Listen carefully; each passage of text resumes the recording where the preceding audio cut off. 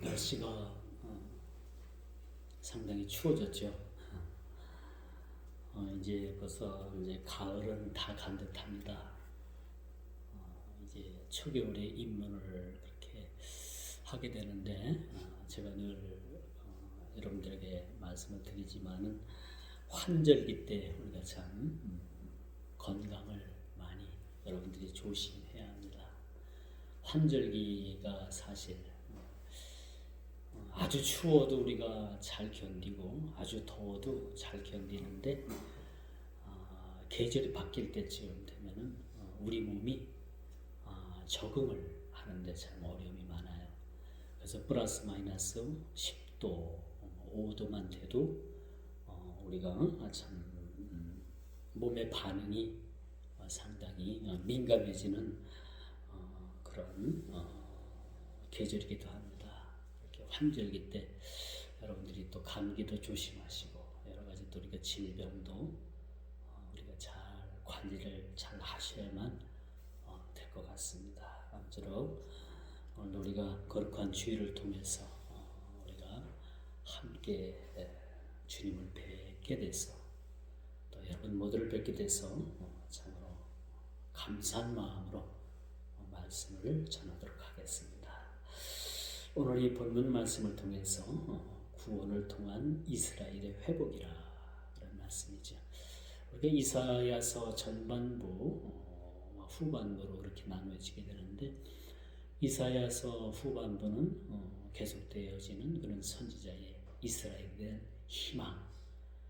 희망을 노래하고 있다라고 말씀드릴 수가 있겠죠. 그래서 전반부 이사야서가 우리가 66장으로 되어 있다고 하죠. 이것은 신구약의 어찌 보면 이것이 모델되는 그런 말씀이기도 해요. 그래서 전반부 39장 이전까지는 이스라엘에 대한 책망, 또 그들이 포로로 잡혀간 이유가 무엇이었는가, 또 죄에 대한 본질 이런 것 등등에 대해서 회개를 촉구하는 그런 말씀이었다라고 한다면 이제는 후반부로 넘어가는 이 말씀은 이스라엘에 대한 계속적인 희망을 이야기해 주고 있어요. 너희가 이제 포로에서 돌아와서 이제는 너희들이 새 예루살렘에서 하나님을 찬양하게 될 것이고 성전이 해파되었고 그 해파되었던 성전이 다시 성전이 세워질 것이다 라는 것을 그렇게 말씀해 주고 있죠. 우리 신앙인은 성전 중심으로 그렇게 신앙생활을 합니다. 다시 말씀드리면 우리 성도들은 교회 중심적인 삶이 매우 필요하다고 볼 수 있어요. 그래서 우리가 물론 사회생활도 하고 직장생활도 하고 또 젊은이들은 군생활도 하지만은 그 무엇보다도 우리가 참으로 교회 중심으로 또 하나님 중심으로 말씀 중심으로 산다는 것은 우리 개혁주의의 근본이라고도 그렇게 말씀드릴 수가 있는 것이죠. 자, 그러므로 하나님께서는 이제 포로 되었던 이스라엘, 지금 현 시점에 이스라엘이 어떻습니까? 큰 고난을 겪고 있어요. 지금 가자 지구에서 지금 전투가 벌어지고 또 이스라엘군이나 또 팔레스타인 주민들이나 참 이렇게 그 전쟁의 그 포성 속에서 그렇게 많은 인명들이 그렇게 살생되고 한다는 것은 참 이것은 분명히 누가 봐도 참 가슴 아픈 일이 아닐 수가 없다. 이것이 그들이 테러였던 간에 또 이스라엘로 봐서는 그것이 참으로 전쟁을 치르지 않으면 안 되는 그런 상황이라고 할지라도 이것은 분명히 사람을 죽고 죽이는 그런 상황이기 때문에 참 우리 모두에게 참 마음 아픈 일이고 속히 이런 전쟁이 끝났으면 좋겠다라는 생각을 가져봅니다. 사실 이 전쟁이 이 다윗 시대 때부터 이런 전쟁이 계속 되어졌죠. 물론 그 위에 사울 때도 이렇게 블레셋과 또 전쟁, 또 다윗이 전쟁터에 나갔던 그 전쟁터가 그 블레셋과의 그런 싸움이었죠. 뭐 이것은 정통적이진 않지만은 그래도 블레셋이라는 그런 민족이라고 볼 수 없고 하나의 족속이라고 봐야 되겠죠. 그 블레셋은 PLO라고 합니다만 국가를 형성한 적이 한 번도 없어요. 그들이 가나안 땅에서 살았지만은 국가적인 개념으로 산 나라가 아니에요. 그런 민족도 아니고 하나의 족속이었다라고 평가를 내리는데, 이게 계속해서 구약에서 봐도 계속해서 그런 큰 싸움들이 지금까지 그것이 실현되고 있다라고 우리가 봐야 되겠죠. 자, 그래서 어쨌든 간에 현재를 사는 우리들, 또 우리 블레셋의 팔레스타인의 조상들인 그 블레셋 족속들, 이걸 우리가 또 성경을 어떻게, 이것을 우리가 성경적 관점에서 어떻게 이것을 봐야 되는가라는 것도 우리가 또 하나의 우리 오늘을 사는 사람들의 몫이라고 봐야 되고요. 또 앞으로 이 전쟁이 또 어떻게 흘러갈 것이고, 그 이스라엘 사람 중에서 한 사람이 그 TV 인터뷰를 하는데 그런 말을 하더라고요. 이렇게 테러가 자행이 되고 이런 전쟁 속에서 어떻게 우리가 행복을 추구하면서 살 수가 있겠는가? 이것은 우리 행복한 삶이 아니다. 우리 자식들이 살아야 될 이 땅에 이렇게 이러한 전쟁이 있다는 것은 불행한 일이 아닐 수밖에 없다라는 것을 그렇게 참으로 토로하는 모습을 봤어요. 어쨌든 전쟁은 이 땅에서 있어서는 안 되는 그러한 참혹한 것이라고 말씀드릴 수가 있습니다.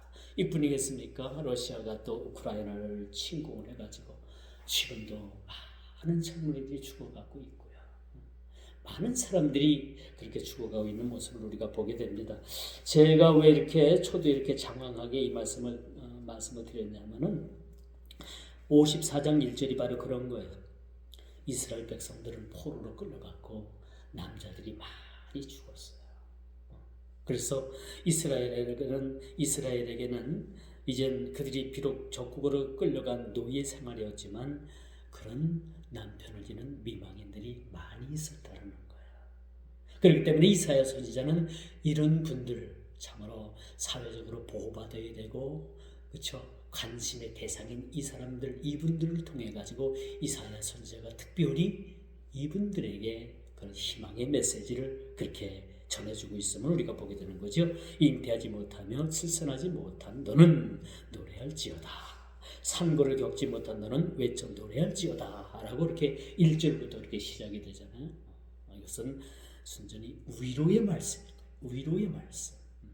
어떻게 보면 선지자는 오늘날 교회는 어떻게 보면 그 세상에 죄로 인해서 억눌리고 억압받고 죽을 위기에 놓이는 자들에게 어떻게 하면 희망의 메시지를 전할 것인가, 어떻게 하면 저들을 그 지옥의 나라에서 그 희망의 나라인 천국으로, 하나님 나라로 옮겨 놓을 것인가라는 것이 오늘 우리 먼저 믿는 우리 성도들, 우리의 몫이고 우리의 하나님께서 주신 지상 명령이라는 거죠. 왜 저들을 먼저 믿게 했습니까? 왜 먼저 우리를 예수를 알게 했습니까? 세상에 아직도 많은 영혼들이 그런 지옥의 나락으로 떨어지는 그런 사람들이 많이 있습니다. 저들에게 가서 하나님의 복음을 전하는 것이 우리의 사명이라고 말씀드릴 수가 있습니다. 오늘 선지자의 사명이 뭡니까? 아무런 희망도 없고, 이젠 고향으로 내 조국으로 돌아갈 땅도 없고 성전도 파괴됐고 아무런 희망도 없는 노예의 삶을 사는 저들에게 선지자는 말씀을 통해서 그렇게 위로해 주고 있다라고 그렇게 말씀을 드릴 수가 있습니다. 오늘 본문을 보면서 저는 그런 생각을 했어요. 과거에 그 칠거지약이라는 게 있었잖아요. 지금은 그런 말이 완전히 사라진 지가 꽤 됐습니다만, 칠거지약 중에서 여인들이 아이를 낳지 못하면 칠거지약 중에 그렇게 걸리게 되잖아요. 그래서 이 칠거지약은 그 유럽이나 그 서구 문화에서는 없는 문화입니다. 특별히 그 유교권 문화, 좀 한국, 우리나라나 또 중국이나 이런 데서 이런 칠거지약이라는 이야기가 그렇게 나오죠. 이 칠거 지약 가운데 이 칠거 지약이라는 이 제도는요, 순전히 남자 편에서, 남편 편에서 이것이 만들어진 하나의 법인 거예요. 일방적인 의사표시로 아내와 이혼할 수 있는 7가지 이유를 그렇게 들고 있죠. 그것이 칠거 지약입니다. 그래서 그 중에 두 번째로 자녀가 없는 경우를 들어서 아내를 그냥 내보낼 수 있는 구실을 만든 것이 바로 그런 칠거 지약 가운데 하나입니다. 그런데 오늘 선지자는 뭐라고 말을 해요? 잉태하지 못하며 출산하지 못한 너는 노래할지어다 라고 이렇게 말씀을 합니다. 우리 유교권 문화의 그런 칠거 지약과는 아주 완전히 다른 그런 이야기를 해주고 있는 겁니다. 그래서 여러분, 오늘 이 본문 말씀을 살펴보면 참으로 우리 21세기를 사는 저희들이죠. 아이가 있고 없고 뭐 결혼한 것까지도 감사하죠. 근데 결혼까지는 했는데 또 아이를 갖지 않는다네요. 요즘 젊은이들은. 그냥 둘이 행복하게 살다가 그냥 가진 거 다 그냥 행복하게 쓰고 그렇게 세상을 그렇게 마무리한대요. 또 한 발 더 나가서는 아예 결혼까지도 하질 않는답니다. 독신주의가 좀 그렇게 많잖아요. 그렇죠? 간섭받지 않고 결혼 자체가 속박이라는 생각을 가지고 사는 거예요. 그렇기 때문에 요즘 많은 젊은이들이 결혼을 하지 않아요. 독신으로 사는 게 좋답니다. 그런 세상에 우리가 살고 있는데 오늘 1절을 우리가 좀 잘못 이해하면은 독신주의자들에게 어찌 보면 하나의 면죄부를 주는 말씀이 아닌가라는 생각을 가져볼 수는 있지만은 오늘 본문 말씀은요, 순전히 그렇게 전장을 통해서 남편을 잃은 그런 자들, 그런 여인들을 위로하는 말씀이라고 그렇게 말씀드릴 수가 있는 겁니다. 1절이 잉태하지 못하며 출산하지 못하는 너는 노래할지어다. 산고를 겪지 못한 너는 외쳐 노래할지어다.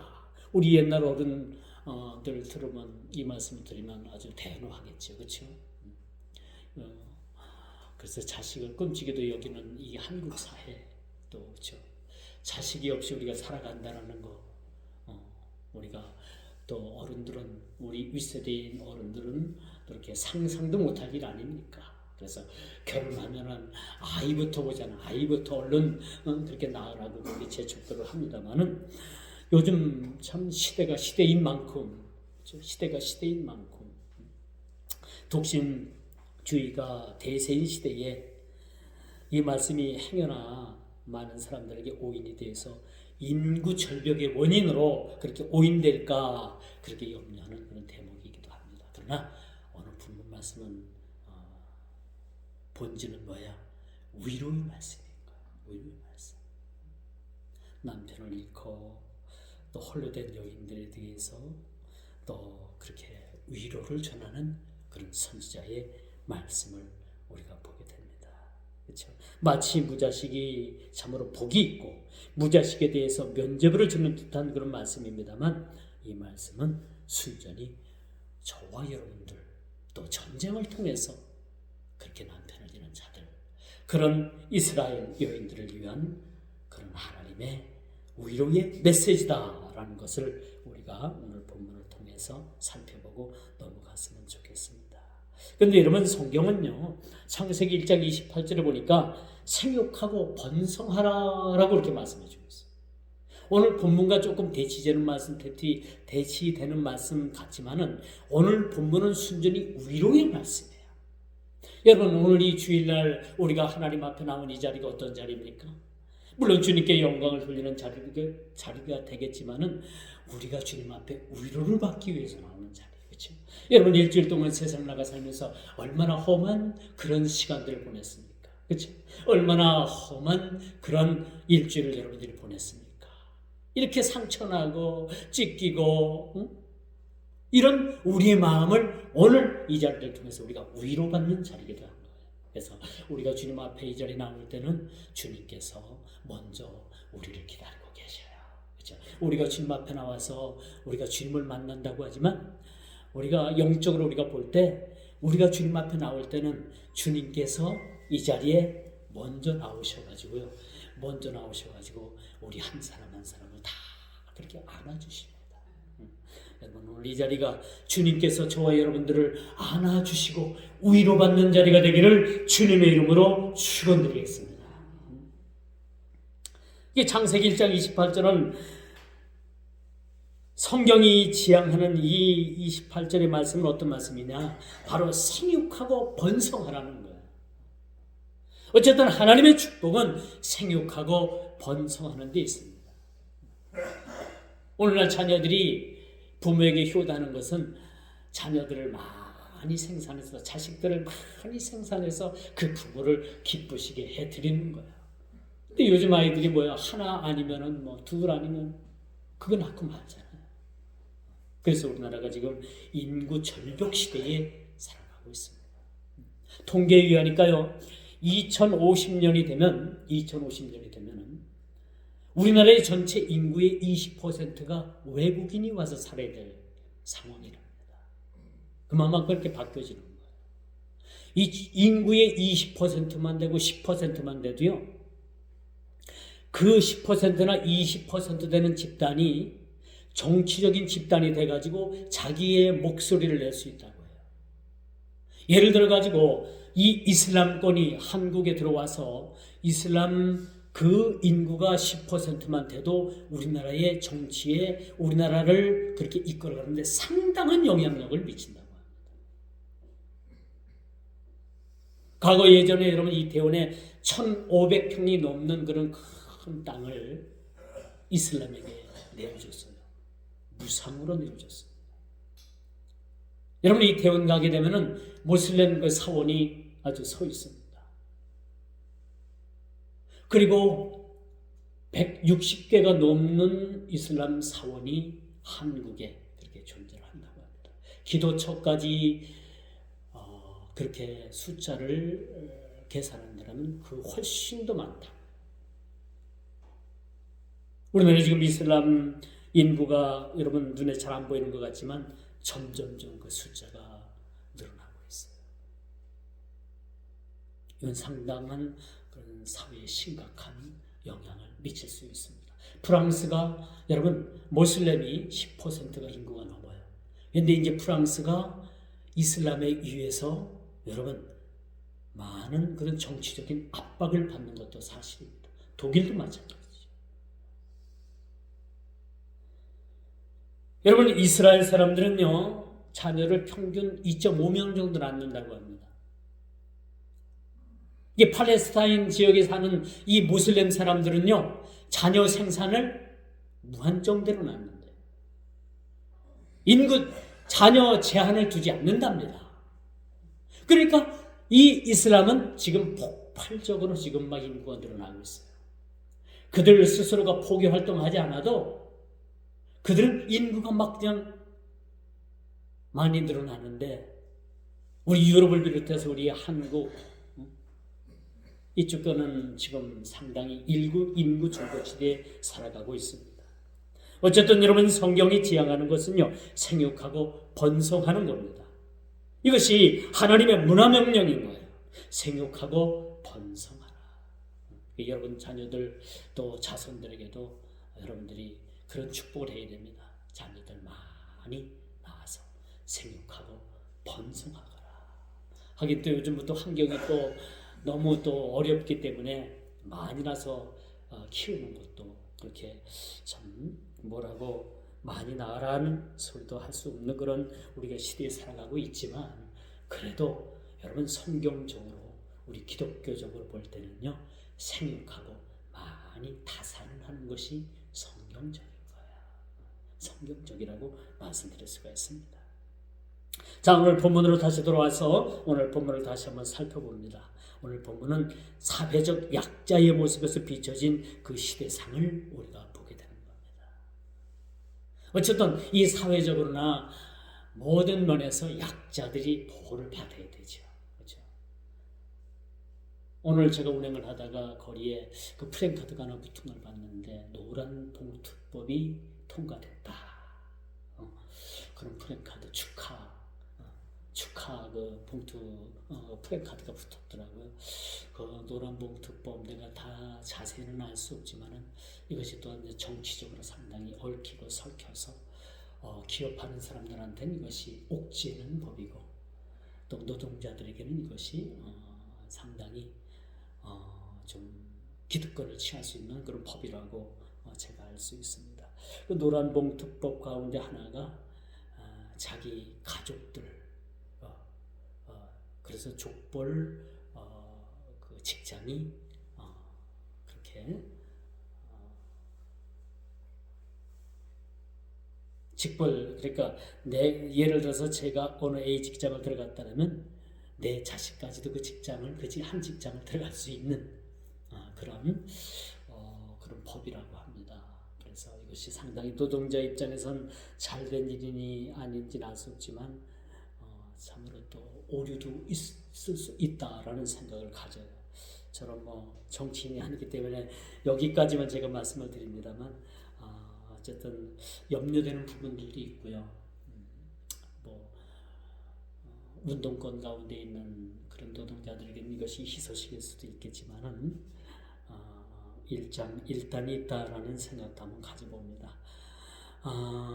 사회 약자에서 본 그런 이스라엘에 비춰진 이 시대상을 우리가 보게 되면 이스라엘은 멸망을 했잖아요. BC 586년에 바벨론에 의해서 남유다가 최종적으로 멸망을 당합니다. 그 멸망을 당할 뿐만 아니라 그들이 철저하게 죽임을 당하고 나머지 사람들은 다 끌려가고 그들이 성전 중심으로 그렇게 살아왔던 그 성전이 완전히 벽돌 위에 벽돌 하나 남지 아니하도록 다 망가뜨리고 성전이 완전히 망가졌어요. 완전히 무너졌습니다. 이걸 뭘 뜻하느냐? 이것은 그들이 한마디로 망했다. 요즘 말로 말하면 망한 거죠. 나라를 잃어버린 것뿐만 아니라 망한 겁니다. 여러분 이스라엘 백성들이 그렇게 참으로 그렇게 포로가 돼서 그 지구 곳곳 여러 나라를 떠돌아다니다가 1948년 5월 14일에 이스라엘이 건국이 되잖아요. 건국이 된 지 일주일 만에 전쟁을 치릅니다. 왜 잘 사는 블레셋 사람들을 팔레스타인들을 내쫓고 그 자리에 너희들이 들어와 사느냐 해가지고 그 이집트, 사우디 여러 주변 국가가 이스라엘을 건국한 지 일주일 만에 그렇게 전쟁을 통해서 쳐들어왔어요. 그런데 여러분 놀라운 사실은 이렇게 나라의 그런 재정이나 국가의 어떤 존립이나 이런 제도가 정착되기도 전에 그 주변국들을 다 전쟁을 통해서 그렇게 무찌렀다는 사실들을 우리가 보게 됩니다. 이스라엘의 멸망은 백성들의 고달픈 삶 너머 속에서 홀로 된 그런 많은 사람들에게 대해서 하나님은 그냥 치우치지 않으신 거예요. 지나가지 않으셨어요. 그래서 여러분 하나님은요 참으로 이 땅에 홀로 된 자, 또 보호받아야 될 자들 이런 자들에서 특별히 하나님의 관심은 이 성경 곳곳에 그렇게 쓰여져 있음을 우리가 보게 됩니다. 그래서 우리가 사회적 약자의 편에 서는 거, 신앙의 약자, 신앙이 조금 어리다고 해가지고 무시할 것이 아니라 그런 약자 편에 서서 우리가 그들을 케어해 줘야 되는 거예요. 이것이 함께 이루는 교회의 공동체라고 우리가 봐야 되는 거죠. 이 교회 안에서도 외지고 도란한 사람들을 우리가 권사님들이 뭡니까? 권면하는 분들이 권사님들이야 사실은. 권사님들이 우리 목회자의 손길이 못 미치는 곳까지 우리 권사님들이 이렇게 다 찾아가셔서 권면하고 위로하고 그렇죠. 그런 부분들이 교회에 이것이 참 활성화될 때 교회는 아름답고 건강한 교회다라고 말씀드릴 수가 있겠죠. 오늘 하나님의 그런 눈은 뭡니까? 하나님의 시야는 뭐예요? 이스라엘 백성 중에서도 그렇게 홀로 된 그런 연약한 자들을 우리 하나님께서 간과하지 않으셨다는 거예요. 그래서 이사야 선지자를 통해 가지고 말씀을 주고 있죠. 말씀을 주고. 이러한 조국의 암울한 현실 속에서도 선지자로 하여금 남아있는 자들, 포로로 끌려가지고 얼마나 고생을 하고 있습니까? 적국에 가서 대접받고 사는 게 아니었어요. 포로로 끌려갔다는 것은 아주 비참한 노예 생활을 하게 되는 거죠.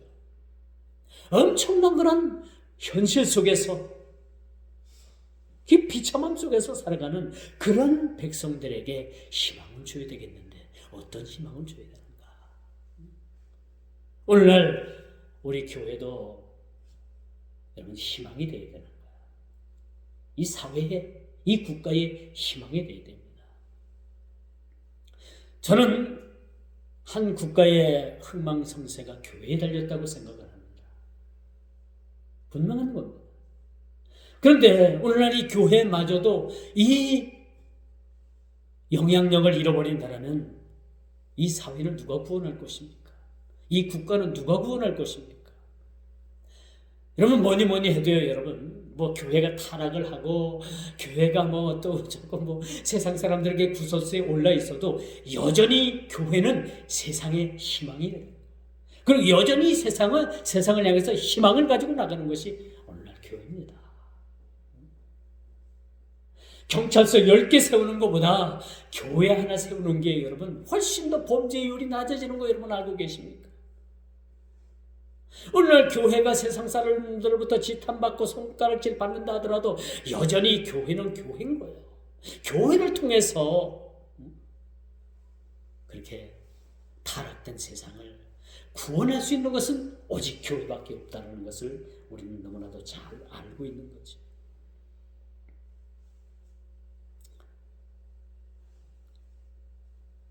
이처럼 조국의 암울한 현실 속에서도 선지자 이사야로 하여금 남아있는 자들을 향해서 그 희망의 끈을 놓지 말라는 격려와 위로의 메시지를 오늘 54장에서 이렇게 전해주고 있는 겁니다.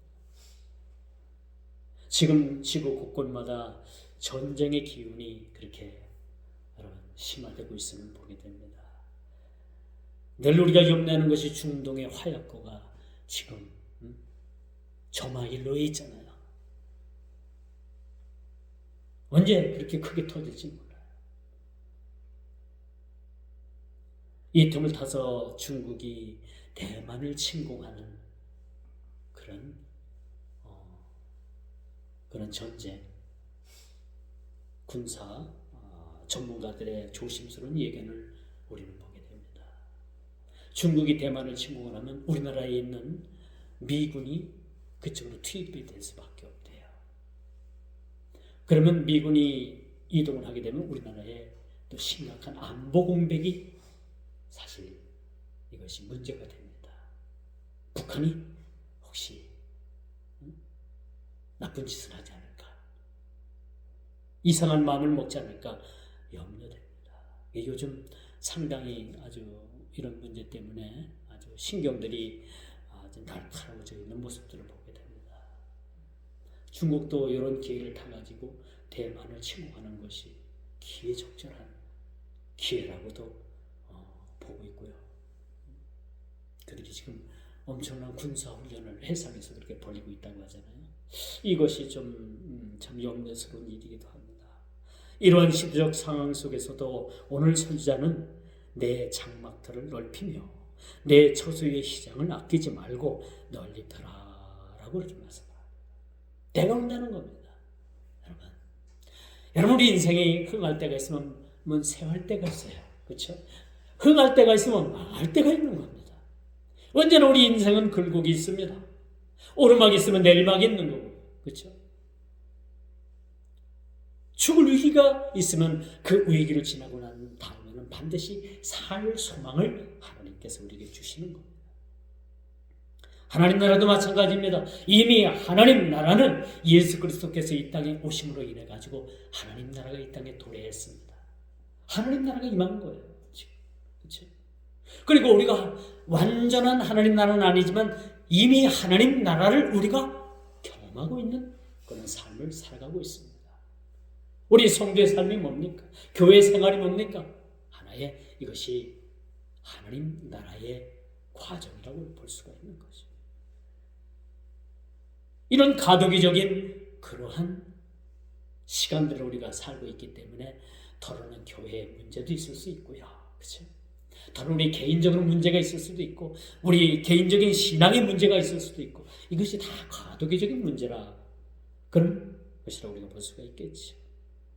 그러면 하나님 나라가 이 땅에 완전히 도래했을 때 하나님 나라가 완전히 임했을 때는 이제는 뭐요? 모든 영적인 고갈, 영적인 갈급함, 모든 이 고갈의 시대가 끝이 납니다. 다시는 전쟁이 없고요. 다시는 서로 미워하는 일이 없고요. 다시는 서로 싸우는 일이 없고 하나님 나라가 임하게 될 것이라는 것이죠. 그러므로 우리가 그때까지 그때를 위해서라도 오늘 우리가 지구에 종말이 온다 하더라도 한 그루의 나무를 심겠다라고 하는 네덜란드의 아주 유명한 철학자 스피노자를 우리가 알고 있잖아요. 한 그루의 사과나무를 심겠다라는 그런 희망적인 그런 삶이 우리에게 필요하지 않겠는가라는 말씀을 드릴 수가 있습니다. 그래서 여러분 이것은 내가 해야 할 일이 무엇인가라는 것을 선지자가 우리들에게 보여주는 말씀해주는 의지적 표현이라고 그렇게 말씀드릴 수가 있는 거예요. 그래서 오늘 이 선지자의 말씀을 듣고 우리는 어떤 삶을 살아야 될 것이며 어떤 우리가 의지적인 삶을 살아야 될 것인가 이 말씀 속에서 우리의 인생의 우리 신앙의 목표를 다시 한번 재설정해야 될 필요도 있지 않겠는가 라는 생각을 가져보게 되는 겁니다. 오늘 이 본문 말씀은 이스라엘의 회복에 대한 예언인과 동시에 영적 이스라엘에 대한 계시의 말씀이기도 하죠. 우리 하나님께서는요 이스라엘에 대해서 회복의 말씀을 주고 계십니다. 이 말씀이 백성들에게 전해질 때는 여전히 그들은 포로의 삶에서 벗어나지 못하고 있었던 때입니다. 그들이 조국으로 돌아가지 못하고 있었던 때예요. 그러나 페르시아 고레스 왕을 통해서 이젠 뭡니까? 그들을 1차, 2차, 3차에 걸쳐서 그들을 고토로 돌아가게 하는 그런 하나님의 축복을 그 이방 왕을 통해서 그렇게 시행하고 있음을 우리가 보게 되는 것입니다. 그래서 여러분 왜 하나님께서 이스라엘에 대한 회복을 말씀하고 계시는가? 이 회복은 이스라엘 백성들이 다시 자기 땅으로 돌아가는 그것도 중요하지만은 이 이스라엘의 회복에 대한 근본적인 궁극적인 목적이 뭔가? 하나님의 구원의 계획과 섭리 속에서 주님께서 이 땅에 완전한 구원의 계획을 실현하는 것입니다. 구원의 완성을 위해서 저와 여러분들이 나아가고 있는 거죠. 저 여러분들은 구원받았습니다. 구원받은 사실에 대해서는 죽어도 의심이 없지요. 그러나 우리 주님께서 이 땅에 다시 재림하심으로 인해 가지고 완전한 구원이 이 땅에 실현된다는 사실들을 우리가 보게 되는 것이죠. 이런 언약 안에서 이런 구원이 예정되어 있다는 사실에 대해서 오늘 이사야 선지자는 아직 고토로 돌아가지 못한 그 백성들을 향해서 희망의 메시지를 그렇게 전해주고 있다는 사실을 보게 되는 겁니다. 그래서 우리 성경을 읽을 때 성경의 과거의 일들도 우리가 과거의 역사도 오늘 현실처럼 볼 수 있는 안목이 우리에게 필요한 거예요. 오늘의 현실도 우리가 영적인 안목을 가지고 볼 필요도 있고요. 앞으로 되어질 성경의 모든 예언된 일들, 앞으로 되어질 모든 역사도 우리가 오늘의 현실에 눈을 가지고 이것을 바라볼 수도 있는 그런 또 눈도 우리에게 사실 필요하다는 겁니다. 여러분 구원의 서정이 구원의 완성이 하나의 거대한 틀이라고 우리가 보게 되는 거죠. 9가지 그 틀 가운데서 우리가 하나하나 이루어지고 있는 그런 모습들을 보면서 이제는 우리에게 주님 오실 날이 가깝겠구나 라는 생각을 가져봅니다. 날짜는 아무도 몰라요. 그러나 분명한 것은 오늘 하루가 가고 나면 주님께서 그 하루 빨리 오실 날이 다가온다는 거지요. 주님 오실 날 뿐이겠습니까? 우리 개인적으로 우리가 종말을 맞이할 날도 가까이 오고 있지 않습니까? 가능하면 여러분 모두가 주님 재림하시는 날 모두가 다 살아서 주님을 만나 뵐 수 있는, 주님을 환영하고 모셔드릴 수 있는 저와 여러분들 되기를 주님의 이름으로 축복합니다. 그렇지 못하더라도 우리 개인적인 종말을 통해서 우리는 마지막을 준비하는 것이 좋아요. 여러분 100년 여러분이 이 땅에 살아갈 것 같죠? 1500년 이 땅에 살아갈 것 같죠? 아니에요. 우리 인생 짧습니다. 순서가 있게 오지만은 갈 때는 순서 없이 갈 수도 있는 거야. 그렇죠? 그렇습니다. 그렇기 때문에 우리가 개인적인 종말도 우리가 잘 준비해야 되는 거예요. 사실은 이게 필요합니다. 우리가 신앙생활을 잘한다는 것은요, 마지막 종말, 나의 종말을 어떻게 구할 것인가라는 그런 준비가 사실 상당히 필요한 거죠. 이게 우리에게 준비가 필요합니다. 이것이 연세 많이 드신 분에게만 해당되는 건 아니에요. 저를 비롯해서 우리 모두에게 다 필요한 말씀이라고 볼 수가 있는 것입니다. 이제 황폐한 성읍들이 번성한 도시로 세워지게 됩니다. 이것은 이스라엘의 회복을 이야기해 주고 있어요. 궁극적으로는 우리 주님 다시 재림하시는 그때가 완전한 하나님의 나라가 완성된다는 사실을 우리가 보게 됩니다. 뉴스를 들어보니까요, 이스라엘 총리와 어느 그 방송국 기자가 대담을 했더라고요. 전화로다가 대담을 했는데 이스라엘 총리가 그런 얘기를 해요. 우리 이스라엘은 아직도 완전한 독립을 하지 못한 그런 나라라. 여러분, 이스라엘이 상당히 선진국이에요. 무기도 아주 깜짝 놀랄 만한 그런 무기들을 많이 만들고 있습니다. 그런데도 불구하고 그 총리가 그렇게 말을 하는데 아직 우리나라는 완전한 독립을 이루지 못했습니다. 그런 고백을 하더라고요. 그 총리는 완전한 독립을 팔레스타인 지역에서 다시는 테러가 없고 이제 국가를 형성하고 행복한 그런 나라를 원하는 것 같지만 사실은 이스라엘의 완전한 독립은 주님 오시는 거예요. 이 땅에서의 완전한 그런 평화는 주님 오실 때만 가능합니다. 여러분, 세상은 얼마나 많은 평화를 외칩니까? 이번에 미국에서 여러분 백악관에서 이스라엘을 막 얼마나 많이 왔다 갔다 했어요.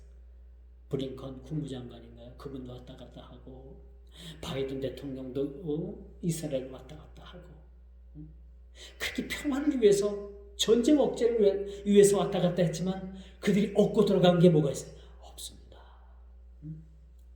이처럼 세상은 평화를 원하지만요, 여러분, 진정한 평화는 우리 주님 다시 오시는 그것밖에 없습니다. 그게 진정한 평화인 거예요. 그래서 우리는 끊임없이 영적 전투가 지금도 벌어지고 있죠. 여러분, 교회 온다는 거, 주일 지킨다는 거, 신앙생활 한다는 거 의례적이고 습관적이라고 생각을 합니까? 아니에요. 우리가 신앙생활 한다는 그 자체는요, 모두가 다 영적인 싸움입니다. 저와 여러분들은 지금 영적인 싸움을 하고 있는 겁니다. 영적인 싸움을 하고 있는. 연일되는 이스라엘의 가자 지구의 폭격은 테러에 대한 응징이라고 볼 수도 있지만 참 어찌 보면 제가 초대에도 말씀을 드렸습니다만 가슴 아픈 일이에요. 팔레스타인 중에서도 하나님의 선택된 하나님의 백성들이 많이 있잖아요. 그렇죠?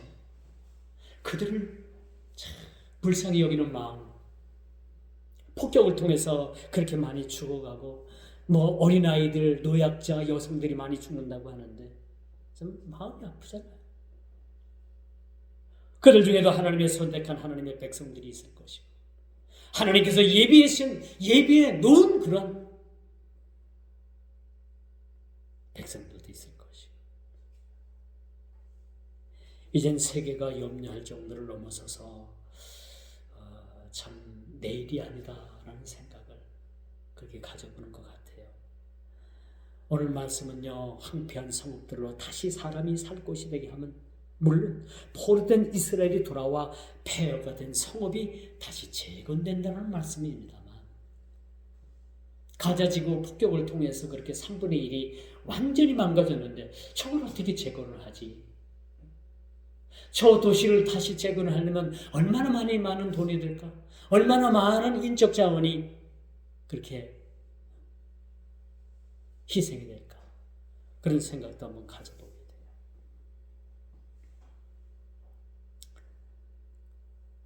그러나 하나님께서 분명한 것은 이스라엘의 회복을 말씀하고 계십니다. 이 54장 전체는 이스라엘의 회복을 말해주고 있는 거예요. 다시 성전이 재건되고 다시 거기서 하나님을 찬양하는 예배가 회복이 되는 그러한 회복의 노래를 말씀해주고 있다는 거죠. 그래서 영적 회복의 상징성뿐만 아니라 하나님께서 모든 인간의 치부를 드러나게 하시고 그것을 치료하신다 라는 말씀을 드릴 수가 있겠죠. 그러므로 인간의 치부와 허물을 덮으시는 하나님이십니다. 하나님은요, 우리 인간의 치부를 막 드러내게 하시는 게 아니라 하나님은 덮으시는 하나님이야. 덮으시는 하나님. 우리의 치부를 다 드러내놓고 이것을 하나하나 조목조목 따지는 하나님이라면 저와 여러분들 중에는 한 사람도 하나님 앞에 설 사람이 없어요.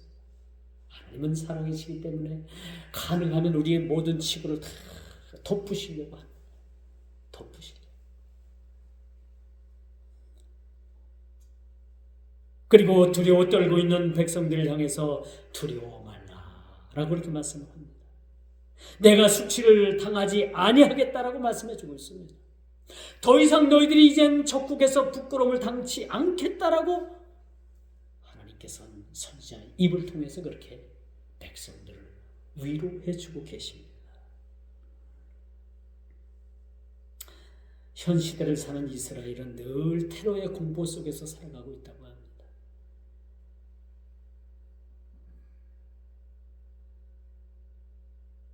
어떤 분이 인터뷰를 그렇게 또 했는데 사는 게 아니래요. 언제 테러를 당할지 늘 조마조마하면서 살아간다고. 제가 이번에 이스라엘 갔는데 그것도 좀 이스라엘은 좀 평화로운 모습이 있더라고요. 평화로운 모습이 있었는데 그 지역이 딱딱 구분이 돼요. 어느 지역은 그 유대인들만 그렇게 생활을 하고 어떤 지역은 그 이슬람 그 사람들만 그렇게 막 생활을 하고 섞이질 않더라고요. 그런데 그 중심 곳곳에는 이스라엘 경찰들이 다 들어가서 배치가 되어 있더라고요. 그 테러 때문에 그런 거죠. 이렇게 평화가 공존하는 것 같지만은 가끔씩 테러를 통해 가지고 사람들이 죽고 자녀들이 죽고 부모가 죽고 이런 걸 보면서 어떤 여성분이 그렇게 인터뷰를 했는데 이게 사는 것 같지 않다. 평화를 그들은 상상도 할 수 없는 그러한 것들이라고 생각을 하면서 살아가는 모습을 볼 때 그게 불행이구나. 그렇죠? 불행인 거지. 하나님께서 이스라엘을 징벌 중에 구원하시겠다는 말씀, 이 메시지는요 크신 국리하심에서 기인된 말씀입니다.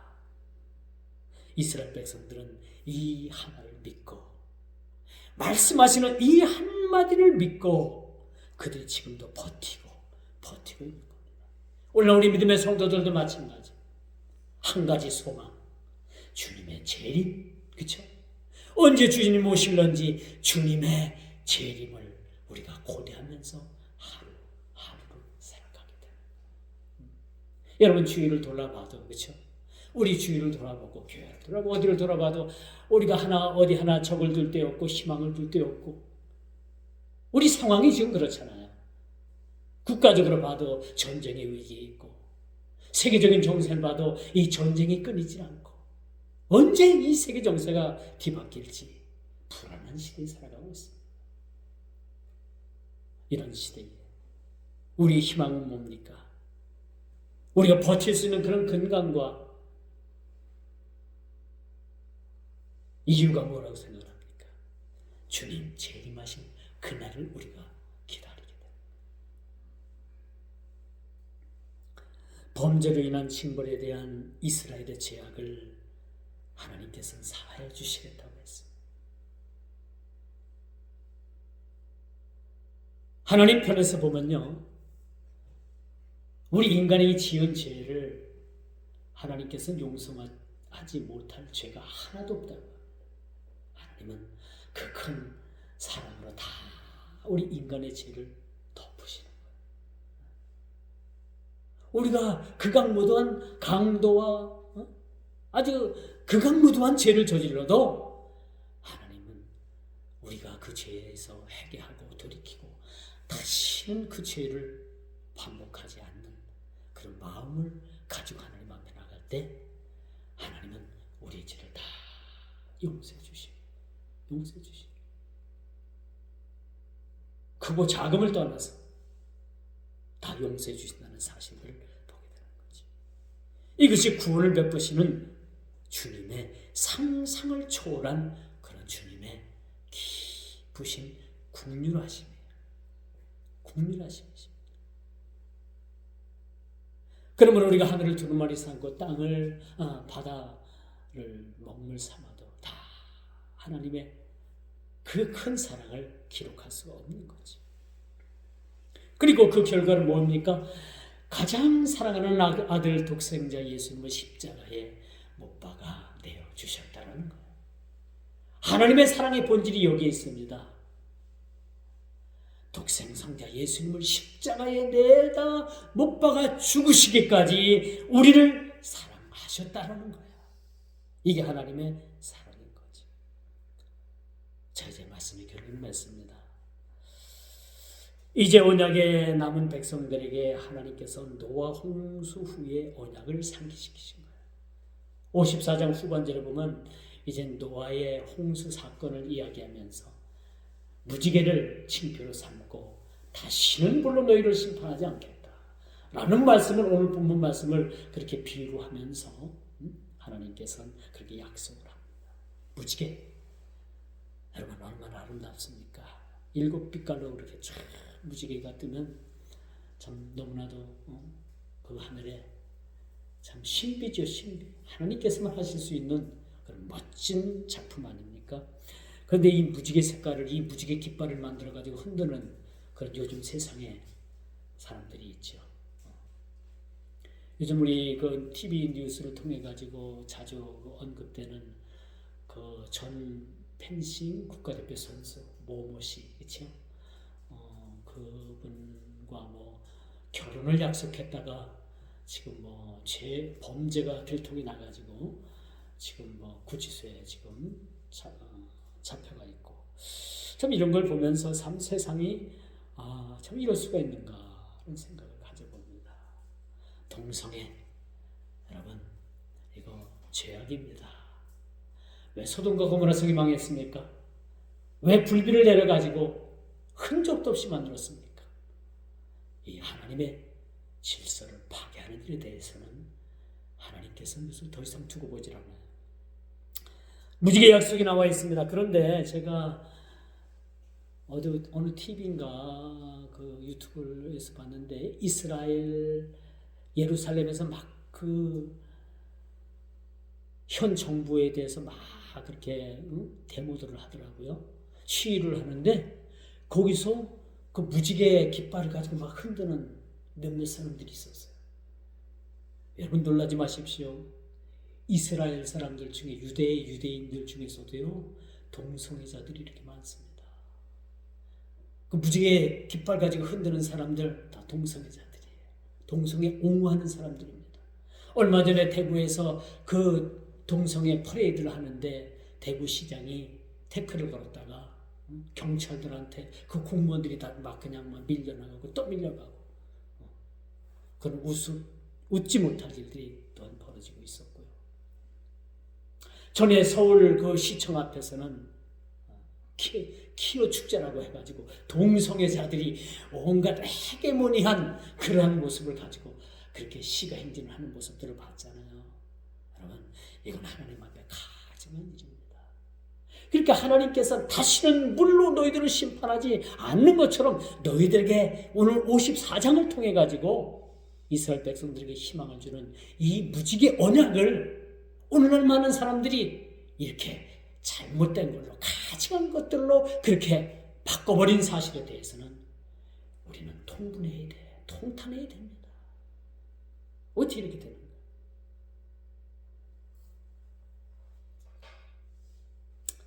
이제 결론은 그거예요. 하나님께서는 이스라엘의 죄를 다시는 묻지 않겠다는 거예요. 죄로 인해 가지고 너희들을 다시는 그런 노예의 삶, 그런 삶으로 내몰지 아니하시겠다는 거예요. 이 말씀이 오늘날 우리가 사는 21세기를 사는 저와 여러분들에게 주시는 말씀이에요. 우리가 설령 잘못했어도 우리가 회개하고 다시는 그 죄에서 돌이켜 같은 죄를 반복하지 않는 그런 삶을 살아가길 원하는 백성들에게 그렇게 주시는 하나님의 말씀인 거예요. 심지어는 죄를 지었음에도 불구하고 하나님의 무조건적인 은혜가 이 땅에 임했다라는 사실을 우리들에게 가르쳐주고 있습니다. 왜? 하나님은 신실하신 하나님이시기 때문에 그런 거예요. 어찌 우리가 이 좁은 마음으로 하나님의 그 큰 마음을 헤아릴 수가 있겠어요? 그렇죠? 나 같은 사람도 구원받았단 말인가? 우리가 천국 가면요 가장 놀랄 일이 그거 같아요. 지금 저와 여러분들은 뭐예요? 내가 이렇게 해가지고 물론 구원받습니다. 천국 갑니다. 근데 가끔 그런 생각 들 때가 있잖아요. 내가 이래가지고 하나님 자녀가 될 수 있다는가? 자녀가 됩니다. 천국 가서 놀랄 일이, 내 자신에게 놀랄 일이 뭐냐? 나 같은 사람도 구원받았단 말인가? 바로 그거죠. 바로 그겁니다. 그 이유는 하나님은 신실하시기 때문에 그 신실하신 약속, 구원의 약속을 하나님은 손해가 나더라도 그 구원의 약속을 이루어가고 계시기 때문에 우리가 그런 희망을 갖게 되는 겁니다. 그 내면에는 하나님의 긍휼하심이 있는 거예요. 불쌍히 여기고 그 은혜로 말미암아 우리가 살아갈 수 있도록, 고백할 수 있도록 하나님께서 우리에게 은혜 주신다는 사실들을 믿으시기를 주님 이름으로 축원드리겠습니다. 기도합니다. 주님 감사합니다. 오늘도 이사야 54장에 주어지는 참으로 노예되고 나라도 없고 그렇게 70년 가까이 노예 생활을 하는 그 이스라엘 백성들에게 주시는 하나님의 희망의 메시지임을 이 시간도 말씀을 통해서 살펴볼 수 있었습니다. 오늘을 사는 저희들에게도 하나님 이 귀한 희망의 메시지가 주님 오시는 그날까지 참으로 희망의 메시지로 우리가 이 땅을 살아가는데 부족함이 없도록 우리의 희망이 되게 해주시고 하나님의 긍휼하심을 우리가 맛보는 귀한 계기가 되게 해주시고 하나님의 크신 사랑하심을 우리가 몸소 경험하고 체험하는 우리 모든 백성들이 다 되게 하여 주옵소서. 예수님의 이름으로 간절히 기도드리옵나이다. 아멘.